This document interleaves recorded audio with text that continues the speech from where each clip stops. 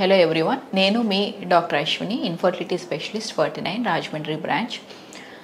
So ఇంకొక doubts, సాధారణంగా నాకు ఎక్కువ వీడియోస్ చూసిన వాళ్ళు ఇంకా చాలా సింపుల్ డౌట్స్ అనేవి అడుగుతూ ఉంటారు.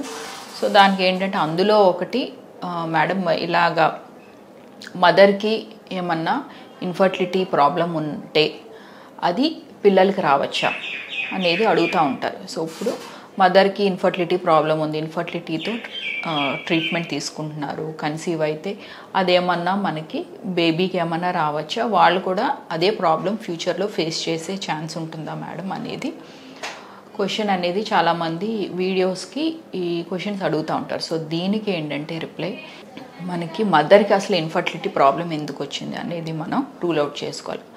సో లేడీస్లో ప్రాబ్లం ఎలా వచ్చింది, అసలు ఇన్ఫర్టిలిటీ ప్రాబ్లం ఇర్రెగ్యులర్ పీరియడ్స్ వల్ల, అంటే ఇర్రెగ్యులర్ పీరియడ్స్లో మనకి పీసీఓడి ఏమైనా సమస్య ఉందా, లేకపోతే థైరాయిడ్ వల్ల ఏమైనా ప్రాబ్లం ఉందా, లేకపోతే ఇంకేమైనా ఫైబ్రాయిడ్స్ వల్ల, లేకపోతే ఇంకా ఇతరత్ర కారణాల వల్ల. సో సాధారణంగా ఏంటంటే మనకి జెనెటికల్గా వచ్చేవి యూజువల్గా మనకి అవి ట్రాన్స్మిట్ అయ్యే ఛాన్సెస్ కొంతవరకు ఉంటుంది, జెనెటికల్ ప్రాబ్లమ్స్ అనేవి. ఎందుకంటే మన క్రోమోజోమ్స్ అనేవి మదర్ నుంచి బేబీకి వస్తాయి. So half jeans from mother నుంచి వస్తుంది, హాఫ్ జీన్స్ ఫ్రమ్ ఫాదర్ వస్తుంది అనమాట. సో జెనెటికల్ ప్రాబ్లమ్స్ ఏమన్నా ఉంటే అవి ట్రాన్స్మిట్ అయ్యే ఛాన్సెస్ ఉంటాయి. సో అది మేజర్ ప్రాబ్లం ఏమన్నా ఉంది అని అంటే అది మనం జెనెటిక్ టెస్ట్లో తెలుస్తుంది, సింపుల్ క్యారియోటైప్లో కానీ. సో ఇంతకుముందు ఏమైనా అబార్షన్స్ ఉంటే మనకి ఏదైతే అబార్ట్ అయిందో దాని జెనెటిక్ టెస్ట్ పంపటం వల్ల ఇంకా డీప్గా మనకి జెనెటిక్ ప్రాబ్లం ఏంటో తెలుస్తుంది అనమాట. సో అవి ఒక్కొక్కసారి బేబీకి రావచ్చు. సో అది కొంతమందిలో 50% ఉంటుంది, కొంతమంది స్పొరాటిక్గా ఉండొచ్చు, కొంతమందికి ఏంటంటే ఆటోజోమల్ రెసిసివ్ అయితే వచ్చే ఛాన్సెస్ ఉండదు, కొంతమంది చాలా తక్కువ రిస్క్ 25%, కొంతమందికి 100% ఉంటుంది అనమాట.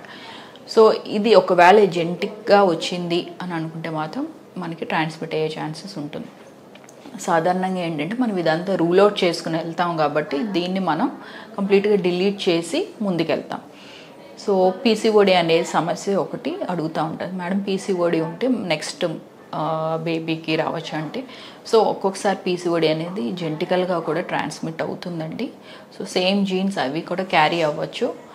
సో అది 100% కాదు. సో 100% బేబీకి వస్తుందని కాదు.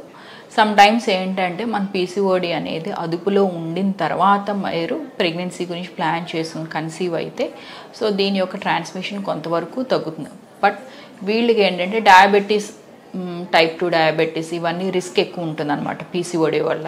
సో దీనివల్ల ఏంటంటే టైప్ 2 డయాబెటీస్ అనేది లేదా డయాబెటీస్ డ్యూరింగ్ ప్రెగ్నెన్సీలో వీళ్ళకి ప్రాబ్లమ్స్ అనేది మనం ముందే డిటెక్ట్ చేస్తే, డయాబెటీస్ అనేది ఏమైనా ఉంటే ఇన్సులిన్ అనేది పెట్టుకోవడం వల్ల, లేకపోతే షుగర్ లెవెల్స్ కంట్రోల్లో ఉండటం వల్ల బేబీకి ఆ ఎఫెక్ట్ అనేది ఉండదు, జన్యుపరమైన లోపాలు అనేది ఉండవు అనమాట. సో ఇలా మనకి ఈ కారణం వల్ల ప్రెగ్నెన్సీ వస్తే దాన్ని మనం బేబీకి డిఫెక్ట్స్ అనేవి లేకుండా మనం ముందు జాగ్రత్తలు తీసుకోవచ్చు. సో ఇంకొకటి ఏంటంటే కొన్ని ఎడ్రినల్ కాసెస్ వల్ల కూడా ఒక్కొక్కసారి బేబీకి ట్రాన్స్మిట్ అవ్వచ్చు అనమాట. అదేంటంటే ఆటోజోమల్ రెసిసివ్ కండిషన్. సో అప్పుడు ఏంటంటే ఎడ్రినల్ కాసెస్ నుంచి ఇటు మదర్ ఫాదర్ ఇద్దరిలో ఉంటే బేబీకి వచ్చే ఛాన్సెస్ ఉంటాయి.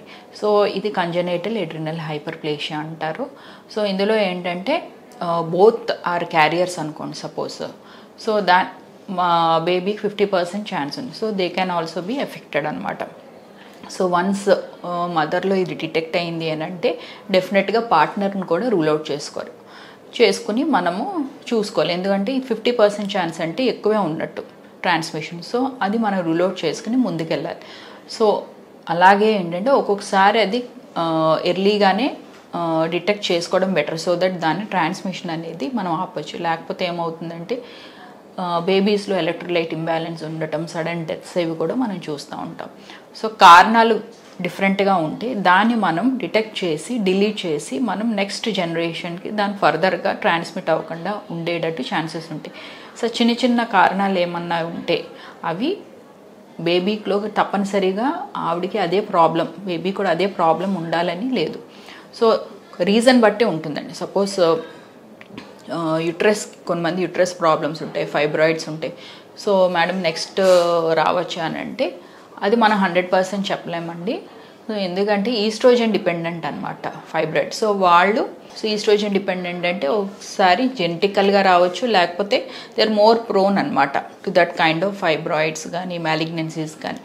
సో వాళ్ళు దానికి తగ్గట్టుగా మోడిఫికేషన్స్ చేసుకుంటూ ఉంటే ఏమవుతుందంటే, సో ఈస్ట్రోజన్ అనేది ఎక్సెస్ లేకుండా చూసుకోవాలి వాళ్ళ డైట్లో కానీ ఎక్సర్సైజ్ని సరిగ్గా ప్లాన్ చేసుకోవడం. దీనివల్ల ఏంటంటే ప్రెగ్నెన్సీ అనేది రిస్క్స్ ఉండవు. సో బేబీకి కూడా ఒక్కొక్కసారి జెనెటికల్గా రావచ్చు, సేమ్ జీన్స్ అనేవి క్యారీ అవుతాయి.